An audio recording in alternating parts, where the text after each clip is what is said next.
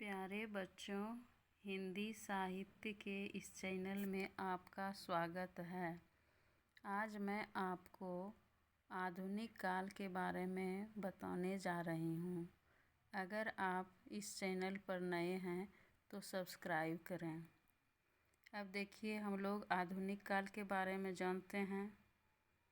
आधुनिक शब्द कालवाचक अधुना अव्यय से बना हुआ है। अधुना का अर्थ है इस समय, संप्रति, यानी कि वर्तमान काल।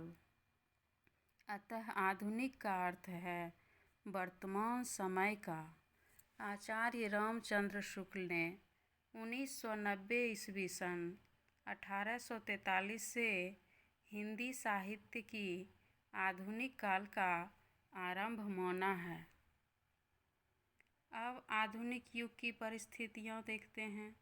आधुनिक युग भारत के शासन व्यवस्था के उस युग से प्रारंभ माना जाता है जब मुस्लिम के हाथ से सत्ता अंग्रेज़ों के हाथ चली आई थी।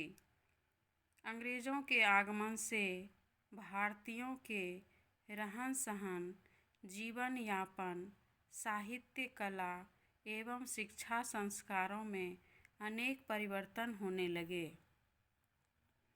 आधुनिक हिंदी साहित्य की पृष्ठभूमि। आधुनिक काल में पद्य का स्थान गद्य को लोकप्रियता मिल गई। आधुनिक युग में जीवन के विभिन्न पक्षों में बदलाव आया। ज्ञान विज्ञान की उन्नति ने मानव जीवन को प्रभावित किया। आधुनिक काल में विभिन्न विधाओं के आगमन से गद्य साहित्य को प्रोत्साहन मिलने लगा।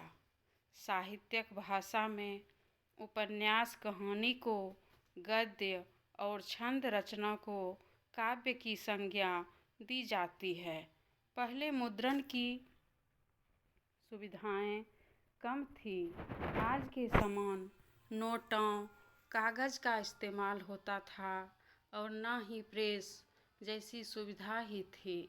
बाण भट्ट ने कादंबरी की रचना गद्य में ही की है। विश्वविख्यात उपदेशपूर्ण रचना पंचतंत्र भी गद्य में ही हुआ। इसके रचयिता विष्णु शर्मा थे। यह काल हिंदी साहित्य में अनेक परिवर्तन को लेकर उपस्थित हुआ। अब आधुनिक युग के अंतर्गत हम लोग देखते हैं कौन कौन से युग आते हैं। तो देखिए, भारतेंदु युग, जिसका समय है 1850 से 1900 ईस्वी तक। उसके बाद है द्विवेदी युग, 1900 से 1920 ईस्वी तक। उसके बाद है छायावादी युग, 1920 से 1936 तक। उसके बाद प्रगतिवाद, 1936 से 1943। प्रयोगवाद एवं नई कविता 1943 से अब तक है। आधुनिक काल की विशेषताएं। अब नंबर 1 देखिए, गद्य का विकास। आधुनिक काल में क्या सब विशेषताएं हुई थी उसके बारे में बताया गया है। तो गद्य का विकास। आधुनिक काल में गद्य लेखन का विकास हुआ, जिसमें उपन्यास, कहानी, नाटक प्रमुख हैं। नंबर 2 देखिए, खड़ी बोली का प्रसार। खड़ी बोली कविता की प्रमुख भाषा बन गई। नंबर 3, राष्ट्रीयता की भावना। स्वतंत्रता संग्राम और राष्ट्रीयता की भावना साहित्य में प्रमुखता से उभरी।